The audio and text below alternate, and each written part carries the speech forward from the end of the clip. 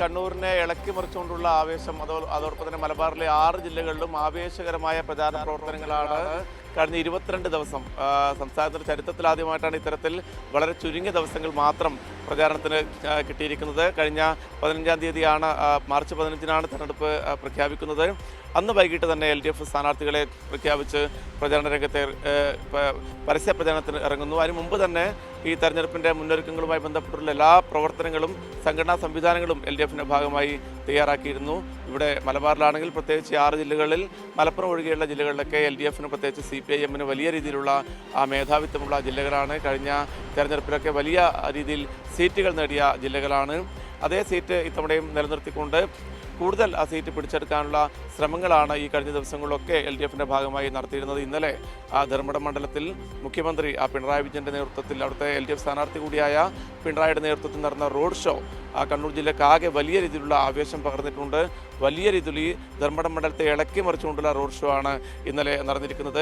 ഇന്നലെ അതോടൊപ്പം തന്നെ കണ്ണൂർ ജില്ലയിലെ മറ്റ് മണ്ഡലങ്ങളിലും വലിയ രീതിയിലുള്ള റോഡ് ഷോയും മറ്റ് പ്രചാരണ പ്രവർത്തനങ്ങളും ഒക്കെ ഇന്നലെ നടന്നിരുന്നു. ഇന്നിപ്പോൾ കുട്ടിക്കലാശത്തിൻ്റെ ഭാഗമായിട്ടും എല്ലാ മണ്ഡലങ്ങളിലും അത്തരത്തിൽ ആവേശകരമായ വലിയ പ്രവർത്തകരൊക്കെ അണിനിരത്തിക്കൊണ്ടുള്ള കുട്ടിക്കലാശം, അതോടൊപ്പം തന്നെ റോഡ് ഷോ ഒക്കെ പ്ലാൻ ചെയ്തിട്ടുണ്ട്. ഇപ്പോൾ എന്നോടൊപ്പം കാരായി രാജൻ, തലശ്ശേരിയിലെ LDFിൻ്റെ സ്ഥാനാർത്ഥി കാരായി നമ്മോടൊപ്പം ചേരുകയാണ്. നമ്മൾ ഈ വോട്ട് പ്രദർശനത്തിൻ്റെ ഭാഗമായി ഒരു ദിവസങ്ങൾക്ക് മുമ്പ് ഒരു ദിവസം നമ്മളിവിടെ മോർണിംഗ് ഷോയിൽ മീറ്റ് ചെയ്തിരുന്നു. ഇപ്പോൾ ഞാനിപ്പോൾ തലശ്ശേരി ഈ കടപ്പുറത്താണുള്ളത്. നമ്മളെ ആകാശ ദൃശ്യങ്ങളിൽ നമുക്ക് ആ ദൃശ്യങ്ങളൊക്കെ കാണിക്കുന്നുണ്ട് എന്നുള്ളതാണ് എൻ്റെ ഒരു പ്രതീക്ഷ. ഇപ്പോൾ ഇവിടെ കാരായി നമ്മോടൊപ്പം ചേരുകയാണ്. കാരായി, ഇപ്പോൾ വളരെ ചുരുങ്ങിയ ദിവസങ്ങളാണ് പ്രചാരണത്തിന് വേണ്ടി നമുക്ക് ലഭിച്ചിരിക്കുന്നത്. എങ്ങനെയായിരുന്നു തലശ്ശേരിയിലൊരു പ്രചരണത്തിൻ്റെ ഒരു വൈബ്? തലശ്ശേരിയിൽ ദിവസങ്ങൾ ചുരുക്കമാണെങ്കിലും നമ്മുടെ സംഘടനാ സംവിധാനവും ബഹുജനങ്ങളുമൊക്കെ വളരെ ആവേശത്തോടുകൂടി വളരെ പെട്ടെന്ന് തന്നെ രംഗത്തിറങ്ങി. എല്ലാവരും നേരത്തെ തന്നെ ഹൗസ് ക്യാമ്പയിനുകളൊക്കെ പൂർത്തിയാക്കി. കുടുംബയോഗങ്ങളൊക്കെ വളരെ വേഗത്തിൽ ധാരാളം ആളുകൾ പങ്കെടുത്തുകൊണ്ട് നടന്നു. ഇത്തവണ കാണാൻ സാധിച്ചത് കുട്ടികളും ചെറുപ്പക്കാരും വലിയ തോതിൽ എല്ലായിടങ്ങളിലും ആവേശത്തോടുകൂടി രംഗത്ത് വന്നുവെന്ന് അനുഭവപ്പെട്ടിട്ടുണ്ട്. അതൊരു കുറച്ചുകൂടി പ്രതീക്ഷയുള്ള ഒരു കാഴ്ച, പതിവിൽ നിന്ന് വ്യത്യസ്തമായൊരു പ്രതീക്ഷ നൽകുന്ന ഒരു കാഴ്ചയായിട്ടാണ് അനുഭവപ്പെട്ടിട്ടുള്ളത്. കഴിഞ്ഞ നിയമസഭാ തെരഞ്ഞെടുപ്പിലും അതോടൊപ്പം തന്നെ ഈ തദ്ദേശ തെരഞ്ഞെടുപ്പ്, നമുക്കറിയാം കേരളത്തിൽ LDFിന് ഒരു തിരിച്ചടി നേരിട്ടൊരു തെരഞ്ഞെടുപ്പാണ്. ആ സമയത്ത് പോലും തലശ്ശേരി വലിയ രീതിയിൽ LDFിനൊപ്പം ഉറച്ചു നിന്നൊരു മണ്ണാണ്. അതെ, തീർച്ചയായും തലശ്ശേരി നഗരസഭയിൽ പോലും നമുക്ക് വോട്ടിങ്ങിൽ തിരിച്ചടി ഉണ്ടാവാത്ത ഒരു പ്രദേശമാണ് തലശ്ശേരി നഗരസഭ. പ്രത്യേകിച്ച് മതന്യൂനപക്ഷങ്ങൾ ഭൂരിപക്ഷമുള്ള തലശ്ശേരി നഗരസഭയിലും LDFിന് വളരെ വ്യക്തമായ ആധിപത്യം ഉണ്ടായി. എല്ലാ പഞ്ചായത്തുകളിലും LDFിന് ഭൂരിപക്ഷമുണ്ട്. മാത്രമല്ല 2 പഞ്ചായത്തുകൾ പ്രതിപക്ഷമില്ലാത്ത പഞ്ചായത്തുകളായും മറ്റു പഞ്ചായത്തുകളിൽ 1-2 മാത്രമാണ് UDFിന് ഒരു സീറ്റെങ്കിലും നേടാൻ വേണ്ടി സാധിച്ചിട്ടുള്ളത്. പൊതുവെ എല്ലായിടത്തും LDFിൻ്റെ മേധാവിത്വം അത് പാരമ്പര്യമായി ഈ നാടിൻ്റെ രാഷ്ട്രീയ ചരിത്രവുമായി ബന്ധപ്പെട്ട് തന്നെയാണ് ഇടതുപക്ഷത്തിൻ്റെ തലശ്ശേരി മണ്ഡലത്തിലുള്ള ഈ മേധാവിത്വം എല്ലാ കാലത്തും ഉണ്ടായിട്ടുള്ളത്. നമ്മളിപ്പോൾ നിൽക്കുന്ന ഈ കടൽപ്പാലം, ഈ തലശ്ശേരി കടലിവിടെ നേരത്തെയൊക്കെ ഒരു സാമൂഹ്യ വിരുദ്ധരുടെ ഒരു കേന്ദ്രവും ഇത്തരത്തിലൊരു വികസനങ്ങളൊന്നും ഇല്ലാത്തൊരു പ്രദേശമായിരുന്നു. ഇപ്പോൾ പക്ഷേ കഴിഞ്ഞ കുറേ നാളുകളായി ഇതൊരു പ്രത്യേക തരത്തിലൊരു വൈബിലേക്ക് ഈ പ്രദേശം മാറിയിട്ടുണ്ട്. രാത്രിയിൽ ഇവിടെയല്ലേ ഒരുപാട് കലാപരിപാടികൾ നടക്കുന്നു. എനിക്ക് തോന്നുന്നു മലയാളത്തിൽ തന്നെ ഇപ്പോൾ ഇറങ്ങിയ ഏറ്റവും പ്രധാനപ്പെട്ട സിനിമകളുടെയൊക്കെ ലൊക്കേഷൻ പോലും ഈ പരിസരങ്ങളാണ്. അതെ, ശരി, തീർച്ചയായും ഇത് സാമൂഹ്യ വിരുദ്ധന്മാർ അഴിഞ്ഞാടിയ വൃത്തിഹീനമായ ഒരു പ്രദേശമായിരുന്നു. ഇവിടെ ഇപ്പോൾ വൈകുന്നേരങ്ങളിൽ ആയിരക്കണക്കിന് ആളുകളാണ് വന്നുകൊണ്ടിരിക്കുന്നത്. കുടുംബസമേതം വന്ന് ആസ്വദിച്ച് കടലാസ്വദിച്ച് തിരിച്ചു പോകുന്നു.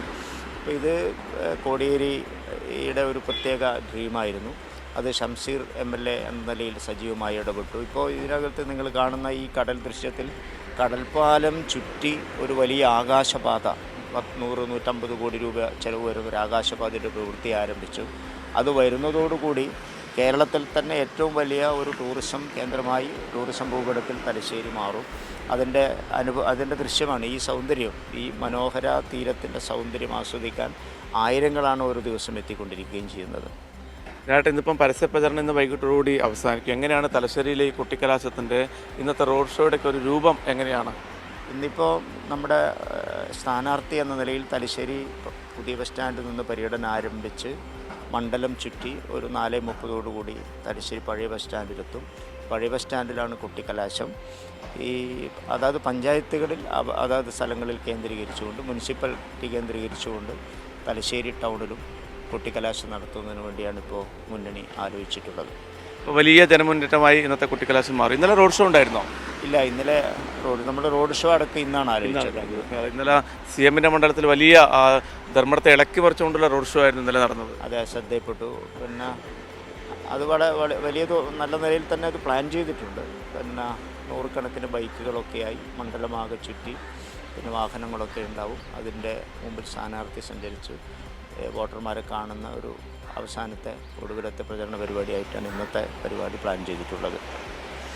അപ്പോൾ സിന്ദൂരി ഇപ്പോൾ കാരായിയാണ് നമ്മളോട് വളരെ വിശദമായ കാര്യങ്ങളൊക്കെ പ്രതിപാദിച്ചത്. ഇപ്പോൾ ഞാൻ നിൽക്കുന്ന ഈ ലൊക്കേഷൻ ഒരുപക്ഷെ നമ്മളെ പ്രേക്ഷകർക്കും സിന്ദൂരിക്കൊക്കെ ശ്രദ്ധിച്ചാൽ മനസ്സിലാവും. തല്ലുമാല ഉൾപ്പെടെയുള്ള ടോവിനോട് ഏറ്റവും സൂപ്പർ ഹിറ്റ് പടം തല്ലുമാല, അതൊക്കെ തല്ലൊക്കെ നടന്ന പ്രദേശമാണ് ഈ സ്ട്രീറ്റൊക്കെ. അതായത് പണ്ടിവിടെ ഞാൻ നേരത്തെ പറഞ്ഞപ്പോൾ തന്നെ സാമൂഹ്യ വിരുദ്ധതയ്ക്ക് ഒരു കേന്ദ്രമായിരുന്നു.